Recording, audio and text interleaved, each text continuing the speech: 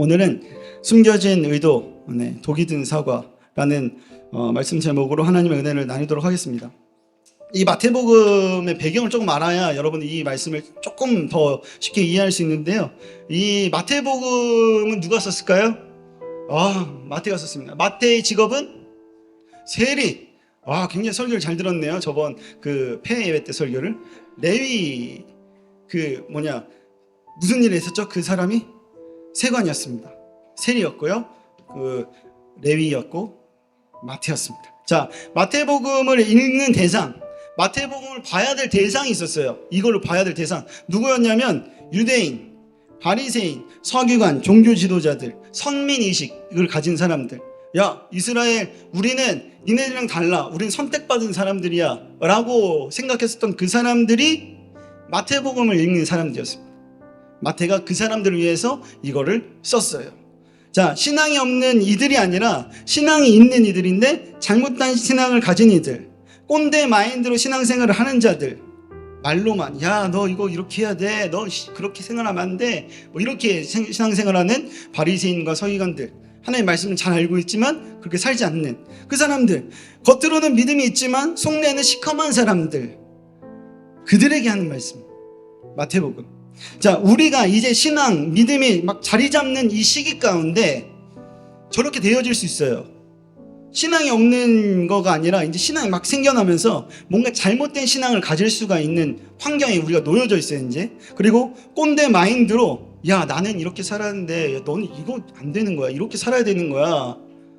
너 어떻게 그렇게 살 수 있어? 잘 봐, 나처럼 이렇게 살.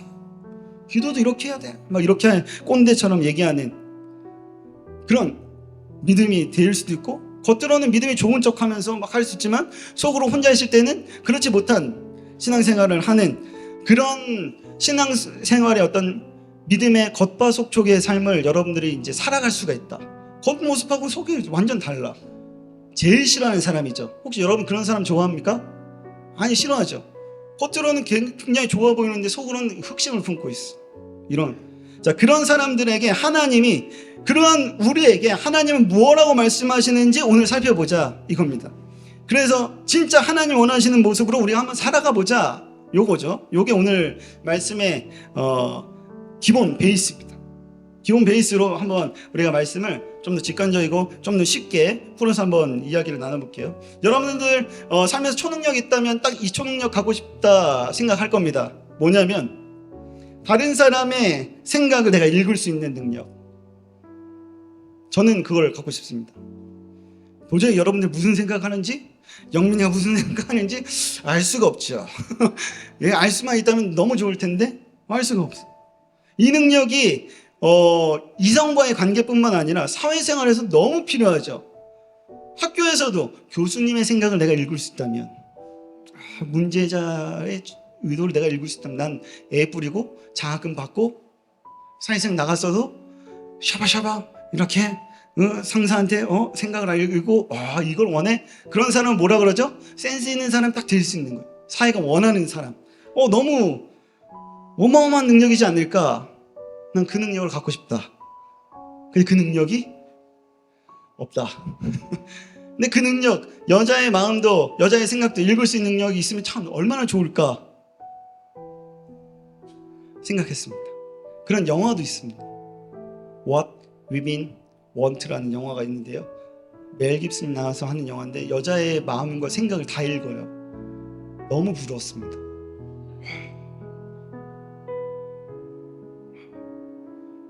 제 딸이 여잔데 무슨 생각을 하고 있는 건지, 왜 우는 거야? 막 읽고 싶은 정도가 일주일 내내 그걸 보면서 그거리래. 딸을 보면서 무슨 생각을 하는 거지? 아내를 보면서 여러분들 보면서 여러분도 그렇게 생각해 본 적 있지 않으신가요? 없나요? 어떠한 이렇게 숨겨진 의도를 잘 파악하는 능력, 우리가 사는 이 세상에서는 엄청나게 중요할 뿐만 아니라 어쩌면 필수가 되어지는 그런 능력이라고 할 수 있는데요, 무엇보다 우리가 하나님의 어떤 숨겨진 의도, 하나님의 뜻, 하나님의 생각, 하나님의 마음을 내가 알 수 있으면 이 세상을 만들고 창조하고 했었던 이 하나님의 뜻대로 계획 가운데 인도하고 만들어지는 이 세상에 하나님의 뜻을 내가 알 수 있으면 내가 조금 더 행복하고 조금 더 수월하고 조금 더 괜찮게 살 수 있지 않을까? 라는 생각. 그런데 우리는 하나님의 뜻이 잘 뭔지 몰라요.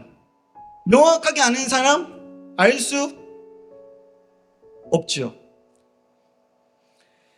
그래서 우리는 어쩌면 하나님의 뜻이 이거겠거니라고 생각하면서 살아갑니다. 교회에서, 그래서 밖에서 착한 일 하고요, 교회 일 열심히 하고요, 성경도 가끔이지만 찾아서 읽고요, 전도하면 좋아하지 않을까, 하나님을 믿자고 친구한테 적극적으로, 그리고 다른 사람은 적극적으로 한번 이야기도 해보고요, 헌금도 한번 열심히 한번 내보고요, 빠지지 않고 매일매일 교회도 가보고요, 큐티도 해보고요, 그 부모님 말씀도 그래도 좀 잘 들어야겠다, 잘 들어보기도 하고요, 어른들 공경하는 거 좋아하겠지, 어른들 공경하기도 하고요.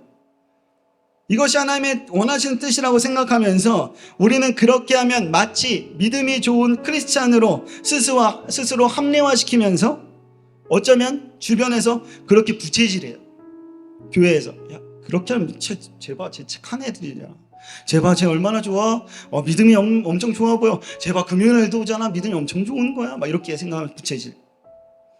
어른을 보고 되게 공경하고, 물론 그건 해야 되겠지만 공경하는 그 자체를 보고 믿음이 역시 있어, 믿음 있는 애는 역시 달라, 이렇게 부채질하고 잘못 이렇게 띄워주면서 수많은 칭찬을 받으면서 이제 나는 하나님을 잘 믿는 수준에 있는 거구나 라고 착각하면서 생각하고 행동하게 돼요. 이게 우리들이 앞으로 가야 할 일들이라는 거예요. 어느 한 시인이요, 수능의 어떤 언어 영역 문제를 풀 기회가 있었어요. 시인이었어요. 수능 언어 영역 중에 그 문제 중에 뭐가 있었냐면 자기가 쓴 시가 문제로 나오는 거예요. 그 문제를 잘 풀었죠. 아주 자신 있게 풀었습니다. 문제를. 맞았을까 틀렸을까요?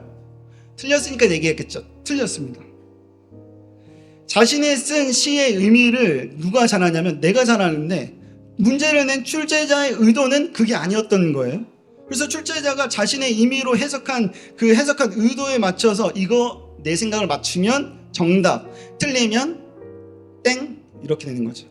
우리들의 삶도 그래요. 우리들의 삶에서도요, 세상에서의 어떤 정해진 답들이 있어요. 이렇게 살면 정답, 많은 사람들이 인정하고 하는 그 정답, 그 의도에 맞으면 정답, 그게 아니면 틀린 인생, 그게 아니면 루저, 이렇게 되는 거죠.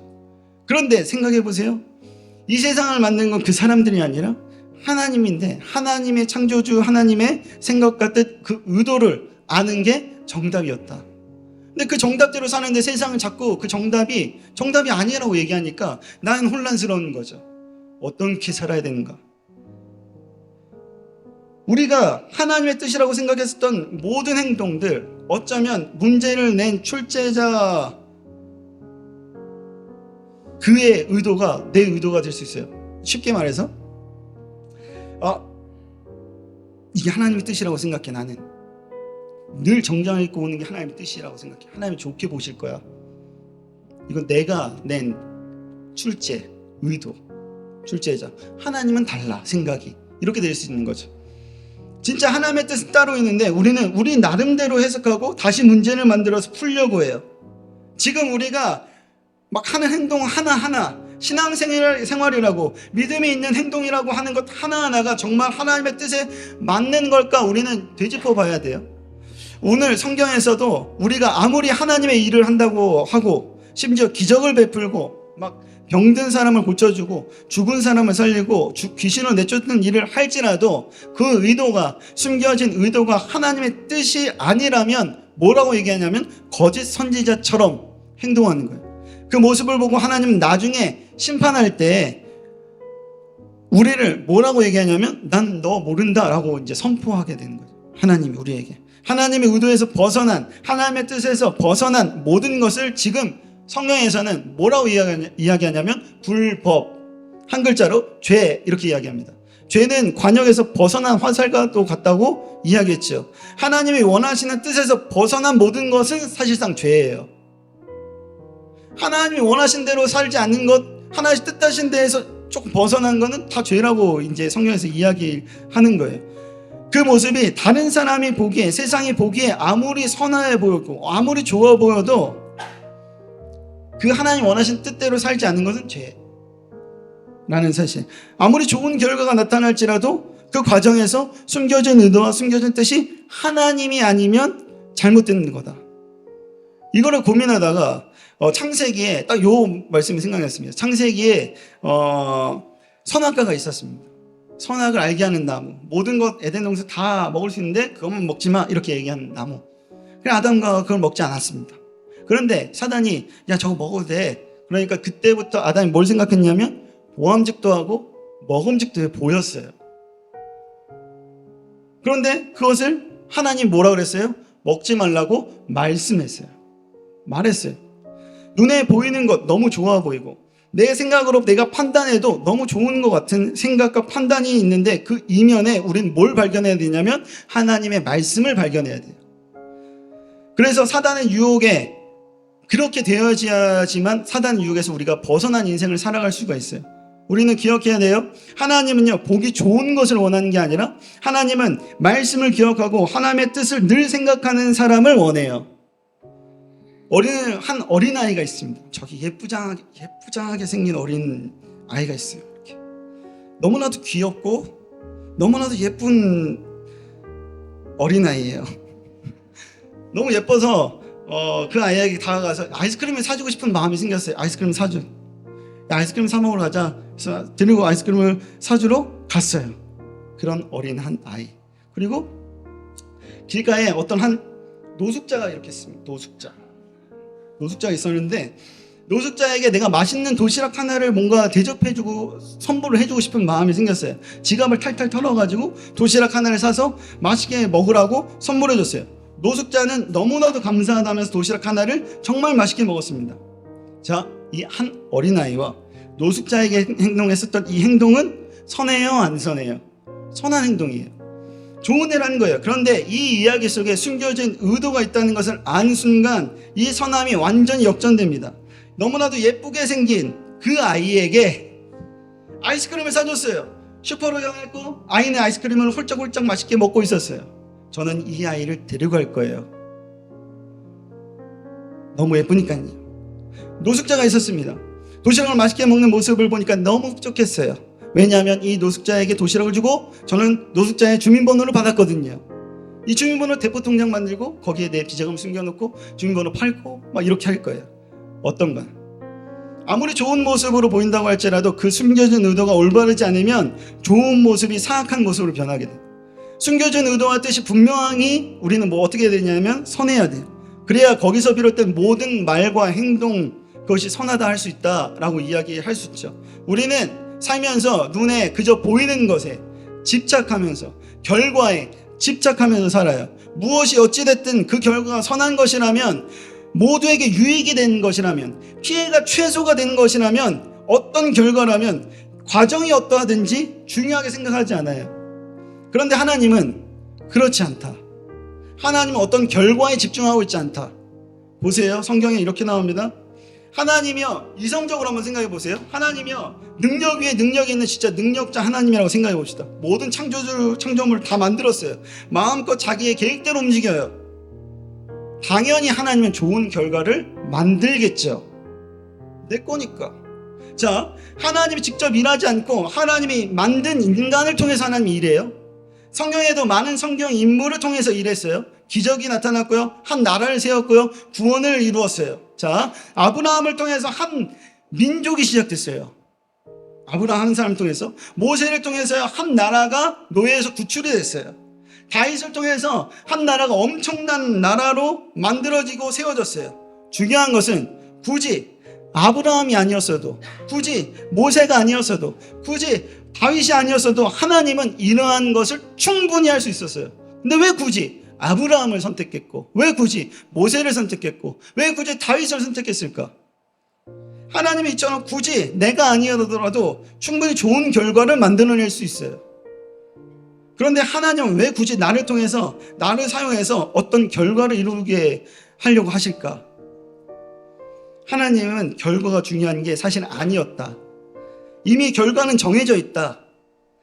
중요한 것은 결과가 아니라 하나님은 나에게, 우리에게 집중하고 있었다. 하나님은 우리에게, 나에게 이렇게 말해주고 싶었던 게 있었던 거예요. 내가 이것을 선택함을 통해서 내가 이 선택의 의도와 의미가 옳은 것, 그 선택의 의도와 의미가 하나님의 나라에 하나님의 뜻에 있는가 아닌가, 이것이 중요한 것을 드러내기를 하나님 원한다.